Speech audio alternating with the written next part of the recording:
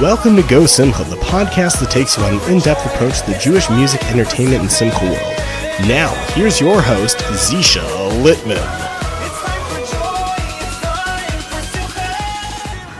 Hey guys, thanks for tuning in to this week's episode of Gosimcha, the podcast. We had so much fun recording the episode, but it couldn't have been done without the help of our sponsor, Keren Simchas Chassan V'Kalas. We're going to take a minute to hear a little bit more about them. The following episode of Gosimcha, the podcast, is proudly sponsored by Keren Simchas Chassan V'Kala. Keren Simchas Chassan V'Kala was founded over 25 years ago and is based in Brooklyn, New York. KSCVK helps widows, orphans, and people who are in dire need of marrying off a child. Working through their network of vendors, KSCVK ensures that every wedding is just as special as the next. Run by world-renowned party planner Devorah Benjamin, KSCVK takes care that each wedding is as elegant as the next one, ensuring dignity and class through every wedding that they put on. To donate to KSCVK, please visit their website, kscvk.org, today. That's kscvk.org, and help make someone's wedding special. What's going on, everybody? Welcome back to Gosimcha, the podcast, episode 33, kicking off today. This is actually fun. We're recording it now. We're recording it because on Thursday when we air it, it's actually Purim. So wishing everybody a Purim Sameach, Ve'echem Purim, Gansil Purim, whatever works for you as long as you're happy. So we're kicking off episode 33 here today with a very special guest. He just released a new single. He's out there on the scene. You might have seen him at a recent wedding, doing a recent wedding with some of the choirs. I'd like to welcome and give a very special Gosimcha welcome to Sruly Green. Sruly, what's going on, buddy? How are you? Hey, thank you so much. Thanks for having me. Sure, my pleasure. B'simcha, you know. Thanks for the nice welcome. Yeah, listen, we always like to talk with people who are in the music scene, whether you've been there for a while, whether you're new, whether you're up and coming. Everyone's got a story, and over here on Gosimcha, we like to tell that story. So, Tachlis, what's your story, Shirley? What's my story? My personal story or my music story? Both. What's your deal, man? Yes, I'm singing. I'm in the music business. I mean, I like singing, you know, since I remember, and yeah, I'm like on and off, like seasons. You know, I used to be in choirs a lot. Like you saw me probably on Shira right. Choir, Zmira's choir, Matzamram choir, and yeah, I'm trying to. I had times that I tried going out alone, and now I'm at that stage that I'm feeling more into it, more serious, like ever before. And I don't know if that's my story, but that's some part of it. Maybe ask me in details more, like what do you want to hear? Sure. I mean, so how did you get started in music? I mean, what kind of inspired you? I know that you told me that you're Lipa Schmeltzer's nephew. So I mean, that must have had so much fun on you to get involved, to start singing, to see your uncle out there performing on stage, doing all sorts of crazy, goofy things, and entertaining people on a regular basis. That must have done something for you, yeah? Definitely. So before Lipa Schmeltzer, he has a younger brother, Velvi, and I was a very shy kid, very, very shy kid, and I couldn't open my mouth, and at least singing, like for the mic, I don't remember it being like something that I didn't believe in myself that I can sing. I was very shy, whatever it was, and I'm never gonna get on stage. It wasn't my fantasy, it wasn't my dream, it wasn't anything. I was a boy, 8 years old, 10 years old. Then Veldi came over to me. He wants to have me. There's a choir that he's making for a new square for the rabbi for a simcha there, and he's making a boys' choir. He wants to have me there, and I'm like, ain't happening. And he was like, it's going to happen. And he's the uncle. He's older than me, and he won the game. And I don't think I got solo there. I mean, there was a solo guy, I think, and a solo boy, like in the middle of the choir, that he got a solo, and I did harmony on him. And the fear that I had, I probably didn't sleep for nights. I mean, wow. So that was the moment that broke it. Like, okay, I did it in public. Man, I did it, and nothing to be shy of. People liked it, and then Lipa came into the picture. I mean, before Lipa, not that I've spoken to him then. It's just I was a young boy. It's just that wherever I go, I always sang in the Haide. I don't know why I wasn't shy in that area, but yeah, I used to sing. I mean, my uncle Velvi asked me to sing because he definitely felt for some reason that I have something. Right. And he wouldn't just ask me. So yeah, I used to sing in the Haide and in the halls, and I used to be punished for that sometimes also. So yeah, and everyone was like, all the boys. It's funny that I was a young boy and Lipa is a lot years older than me, and they used to always tell me that you sing exactly like Lipa. Lipa number two. Junior, and yeah, I didn't have that child. I guess I didn't have that young voice. It was a little bit thicker voice, and yeah, your voice sounds your voice, like I'm listening to your music, I'm listening to your songs. Your voice, it sounds more of a lower pitch. You have like a lower tone to you, which is good for the way you sing, for the types of things you're doing. It's very good.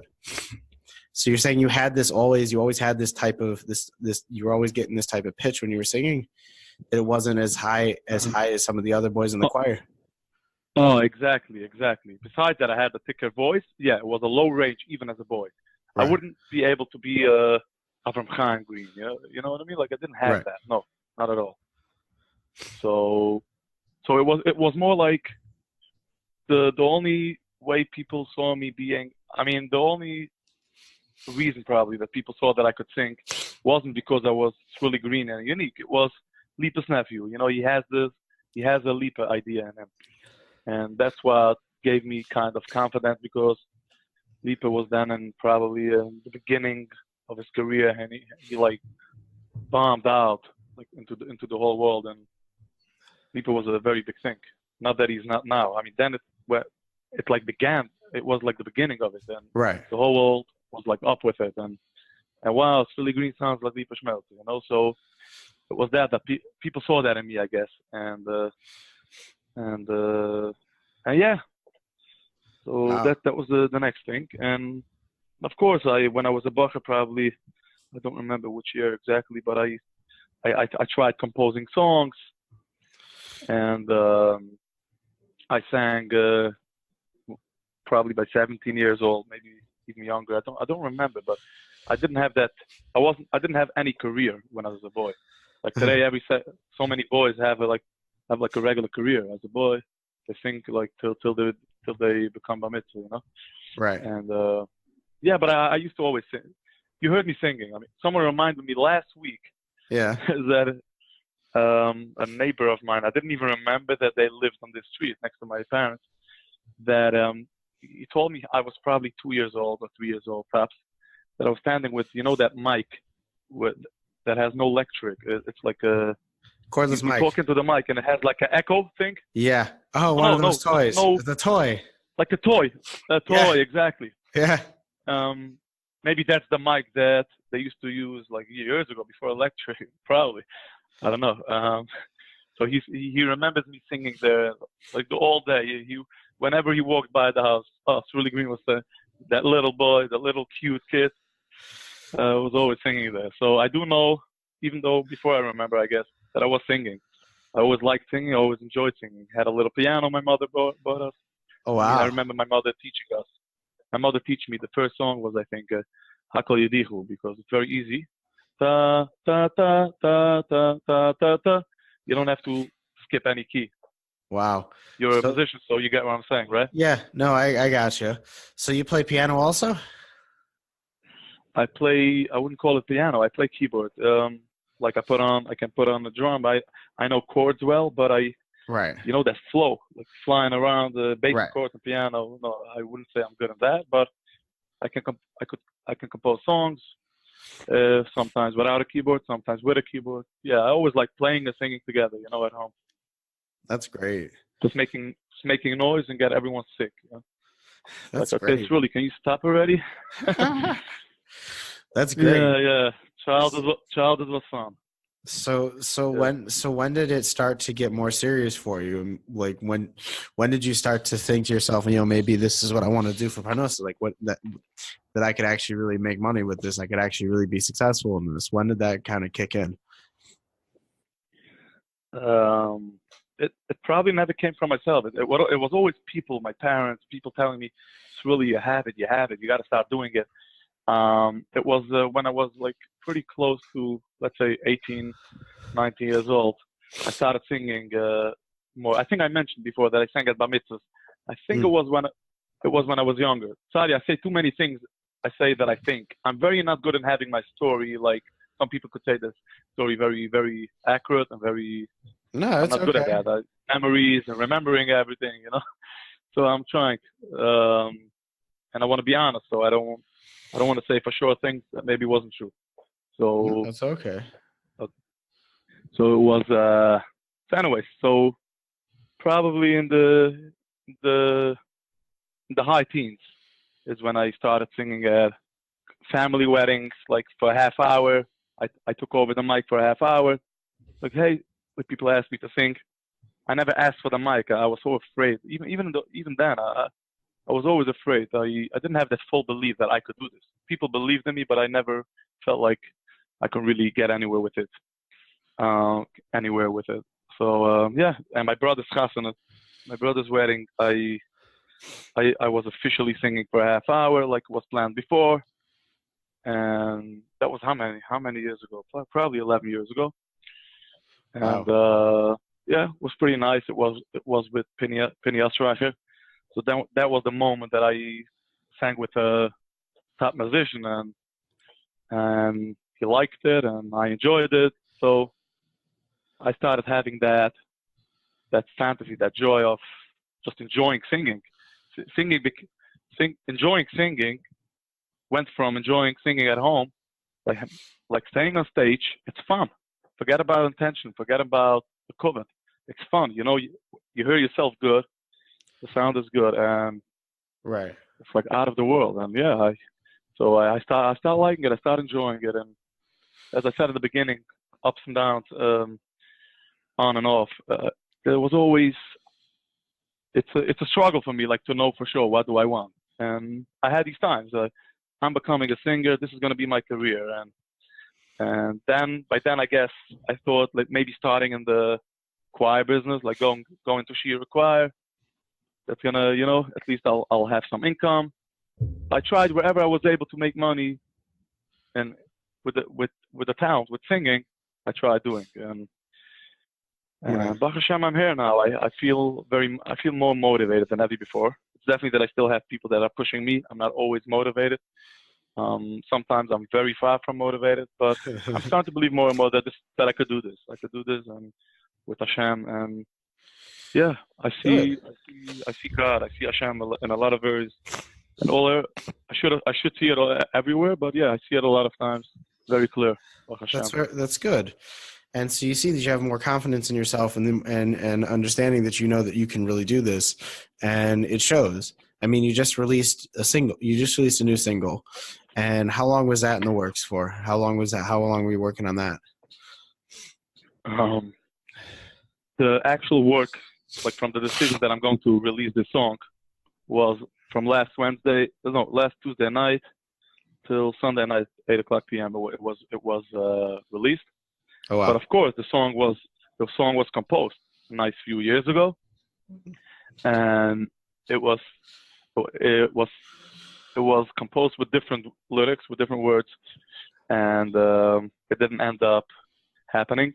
And there was a singer that actually took that concept that I had with that song, and the same concept, but he added a whole more words. I never do like real lyric songs. I just do a few lyrics, and I compose the song, and then I give it to someone. I sell it, and they decide to make the concept bigger. But anyways, he didn't. He made me. He already sent it to a arranger to make music, and that was actually Sruly Bruncher, and that never happened. He finished the music, and the song never happened. That singer gave out his album like a few years ago, probably 2 years ago. And so this song the music's just it was sitting, and I knew about it. So, and Right. somewhere in the last year, I came up with that new concept of Aleph Beis Gimel, and hey, I'm going to do this, but I didn't know when. Is it the right thing now? Should I do a music video on the other song that I gave out not too long ago? Like, it was all like obsessing about it, and yeah, it happened like It's last so week. interesting. It seems like that was like kind of like a fad with some of the singers. Like Shweki also did a song like that, and a few other people did something like that. Like it seems very interesting that the concept for that type of song, through like Aleph Beis Gimel, has kind of taken off. Oh, you're saying that the idea of the Aleph Beis is Yeah. coming? Yeah. You see it a lot lately, and so to do it. So when it came into my head, it wasn't like, let me do an Aleph Beis song, because exactly that's what came up. Like, there's too many, so that's why I came up with I don't remember exactly how, but that got into my head. Like, hey, do focus on doing a kiddish thing, Right. So yeah. I like it. It's something good to dance to. You know what I'm saying? It's like, it's very. That's what I said to you before. Like you and how you said it, like people say you sound a lot like Lipa, and that's a very, like, the way that song is composed, and like I can just see it now, like a video. Like it's a very, like, it's a very good song, like a type of song that Lipa would sing, and it's full of energy. It's very lively, and it's got good pieces to it. And I think it was really well done. I think you put it together very nicely. Well, thank you. Yeah, it wasn't me alone.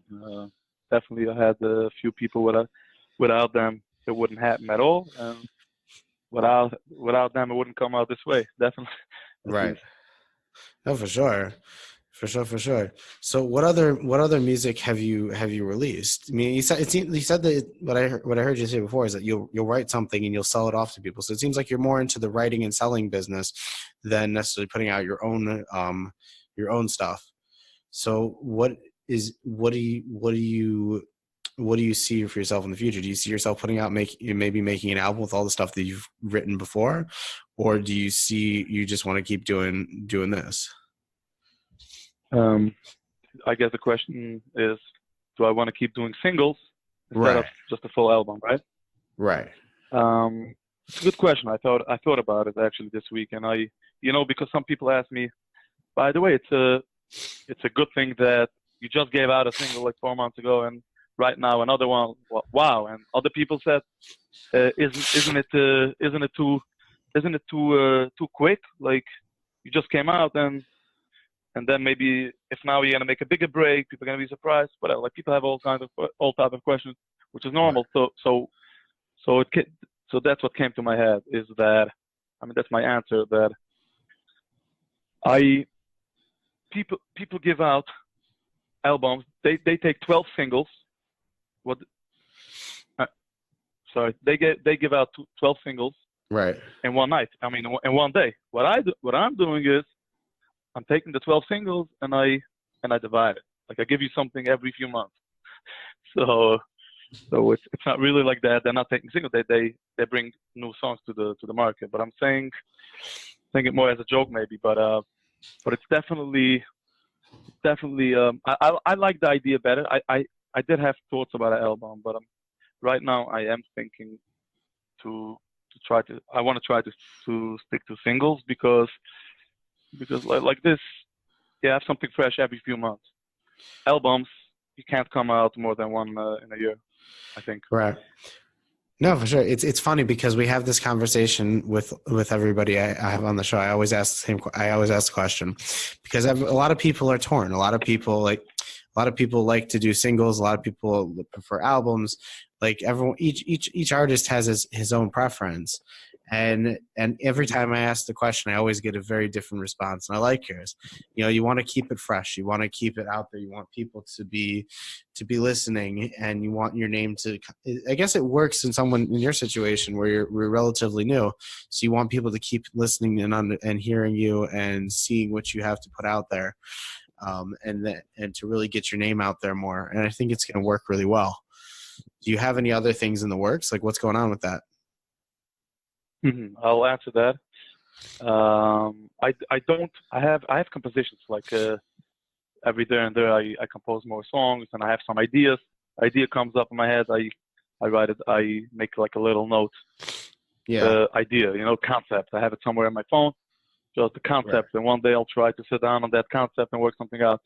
So I do have things, but if you're asking like in the works, I do have songs that I started working on a long time ago that never happened, and could be still one day like this song happens. Something is gonna kick in, and I'll have like better words for it, and I'm just gonna kick it out like within a few, not within a few days like now, but that could happen. Like it happened with this tweet.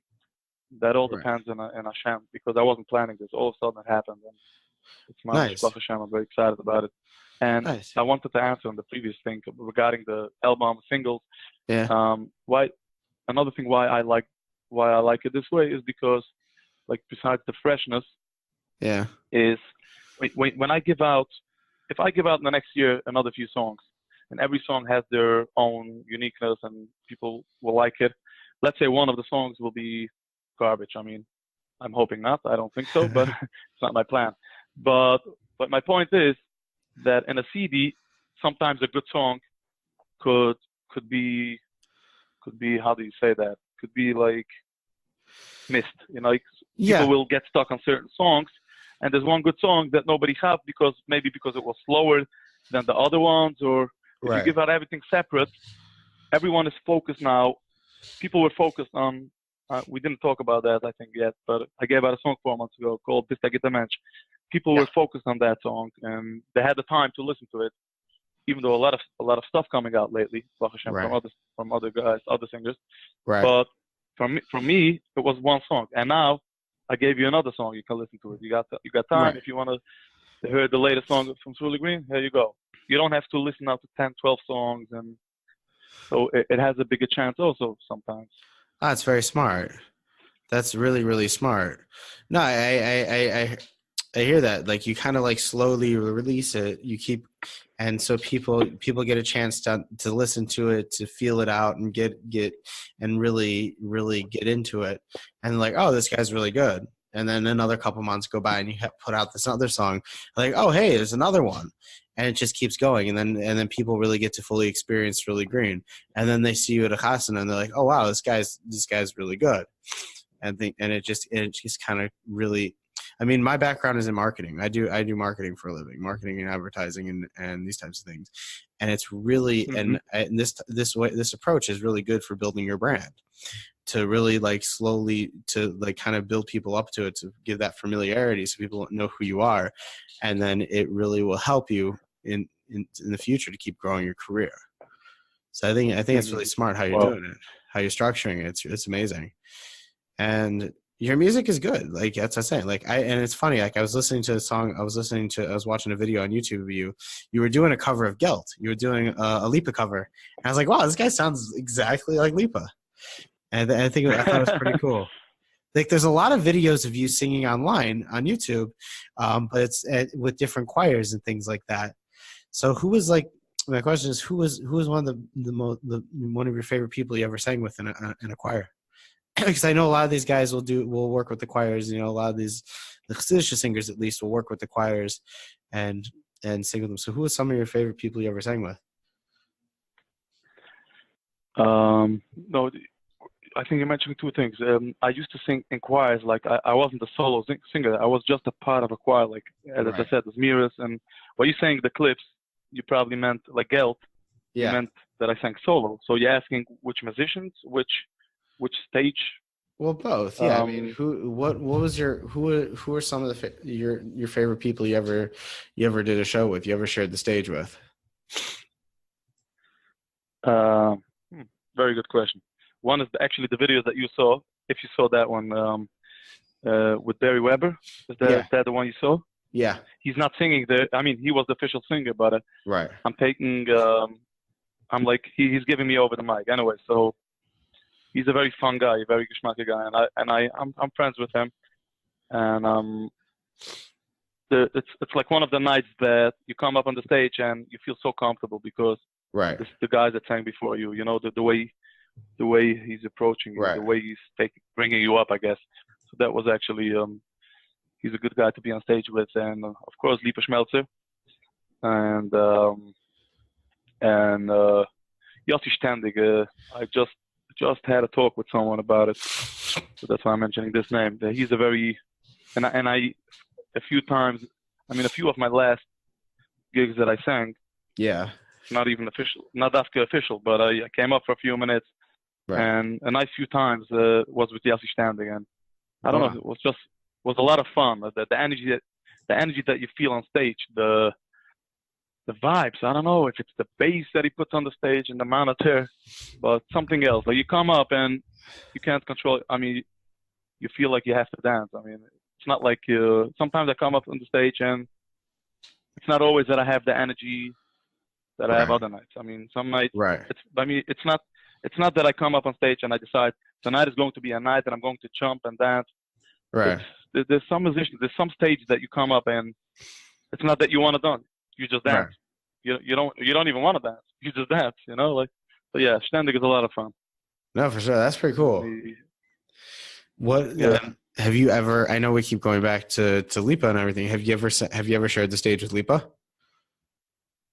Yes. At my sister's chasana, sister's wedding, we did something by the meal. There's actually a video on YouTube. Oh yeah. It's not like a professional taking video. It's a regular. Is it a professional video? I don't even. No, it's not like we called someone. Yeah, but there's a video.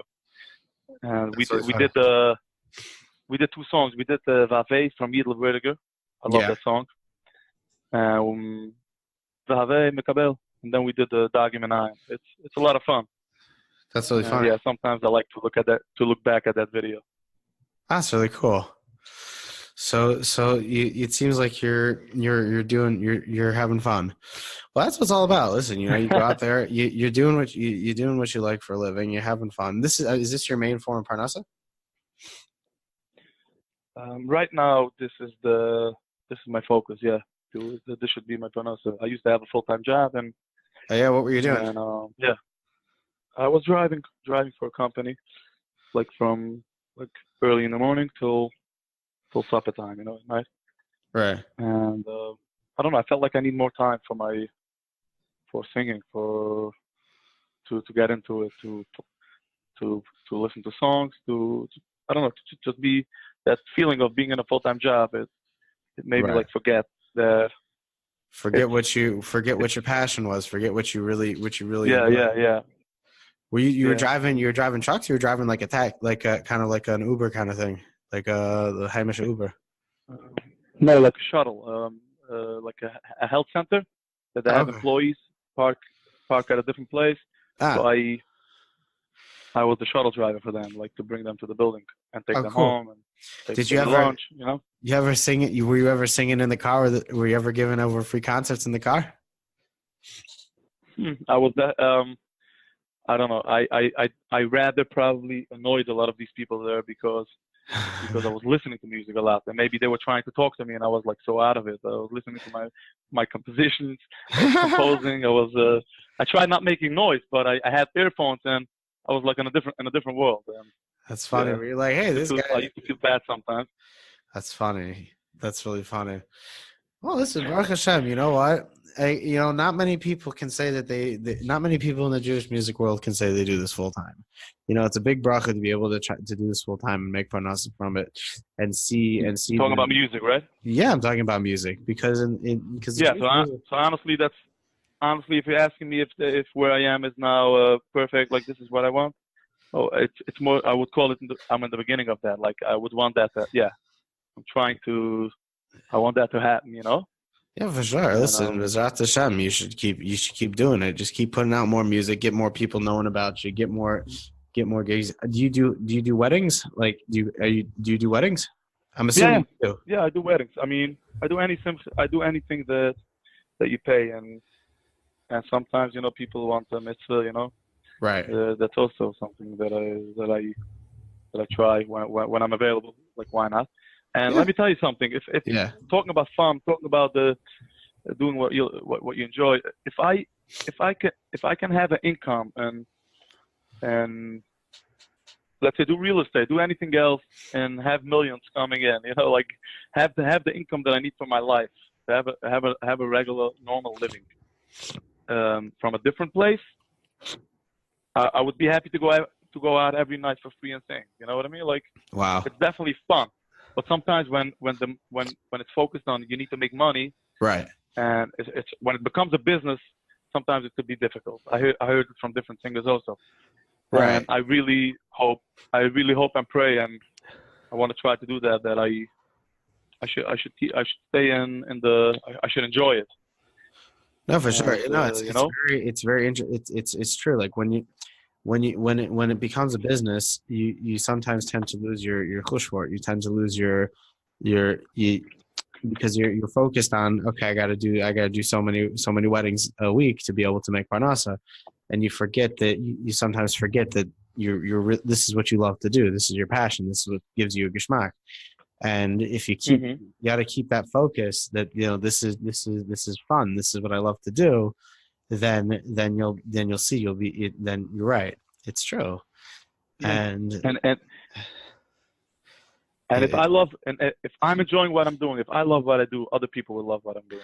Definitely. Exactly. Because you're an entertainer. It depends so much on that. Right. If you come down because. Yeah.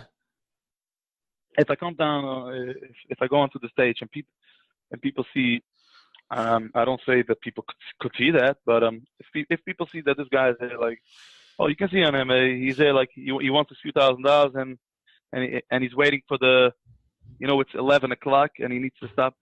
Okay, this guy's out, and I don't know. I don't want to. Right. It's not about showing people that I'm here for you, but it's about people should really feel this guy loves what he's doing, and right. It's definitely that it's a different vibe. It's a different. People get it.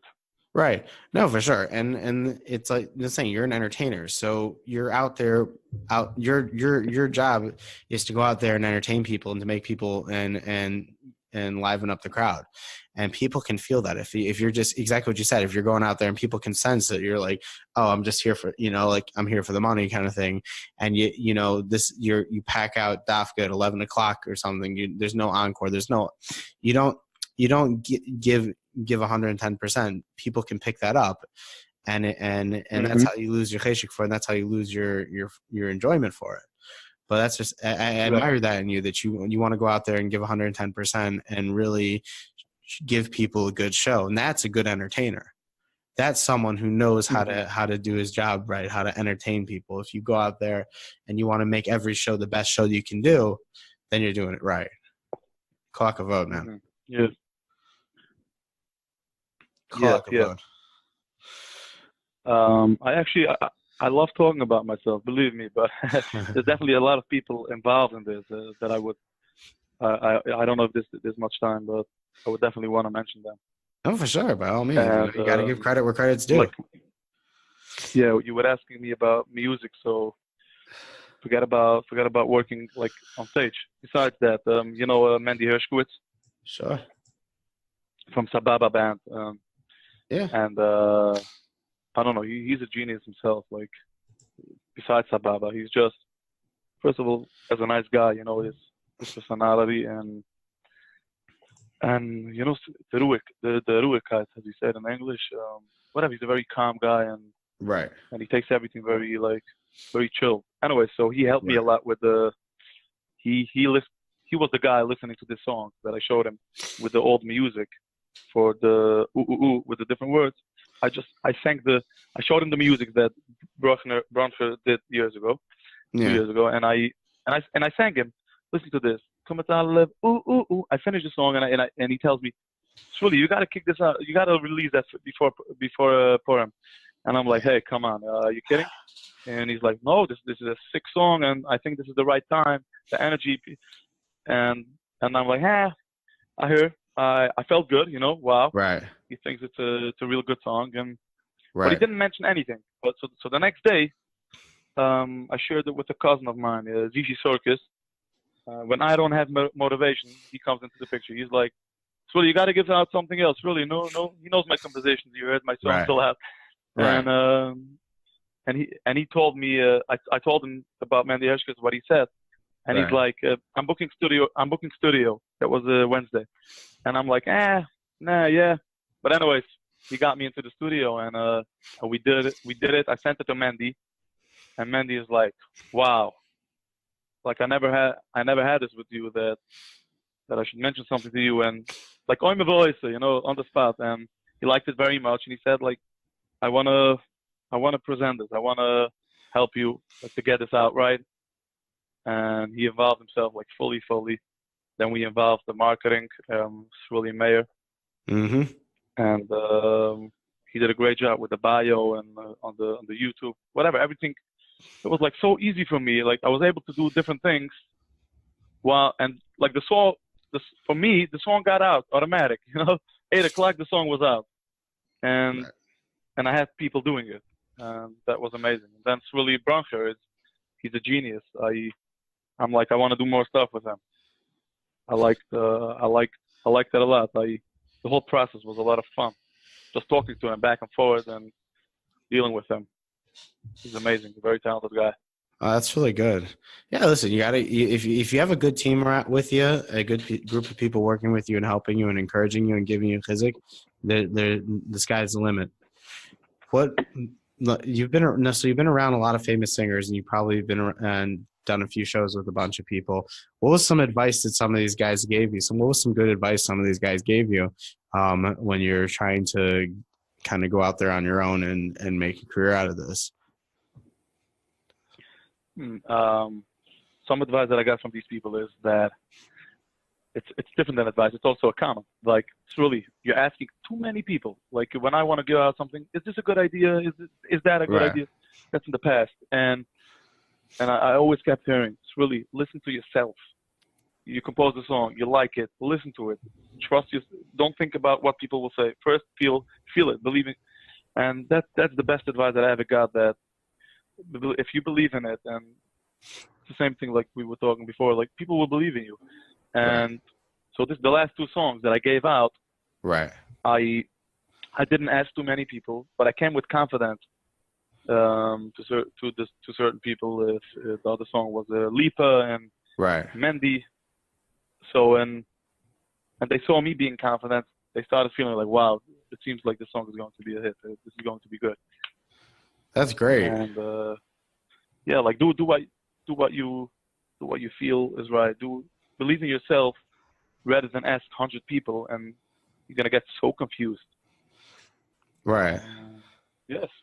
That's really cool. Like, don't ask too many people. Even sometimes you have to ask someone, but not too many. Like, have your one guy, have your 2 guys, have a regular guy and one guy in the music world. But don't go around asking the whole world. Yeah, don't go around asking your mother's cousin's brother's sister's third cousin, fifth cousin, because the joke is 3 Jews, 5 opinions. Like, don't go around asking everybody.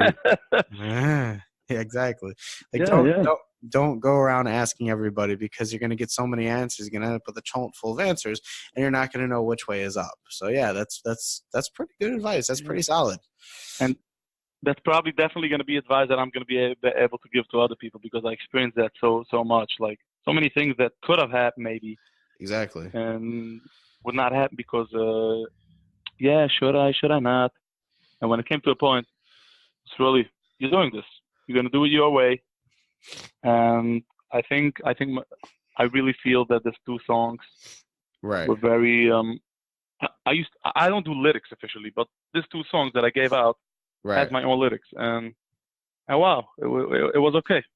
It wasn't the top lyrics, but it was okay. It's understandable. It's to the point. And I used to be afraid of. I made few lines of lyrics. Yeah, should I use it? Should I not use it?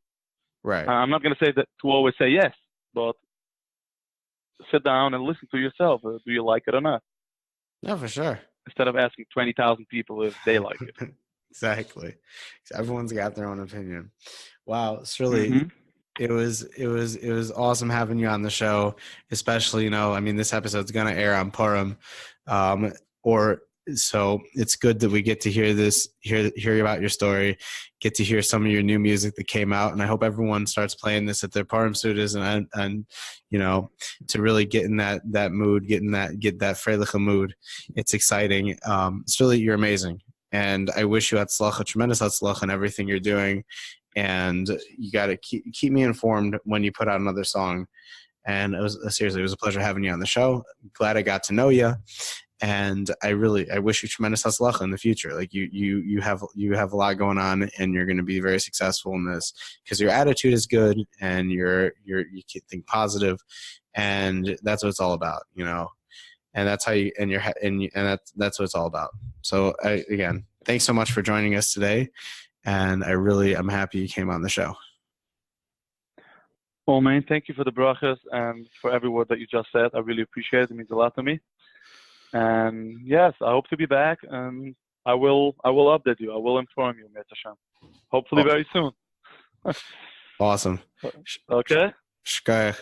You've just listened to another wonderful episode of Gosimcha the podcast. For more news, updates, and information on our next episode, like us on Facebook, follow us on Instagram at Gosimcha Live, and don't forget to check out the show notes and videos on www.gosimcha.com along with zeradio.com.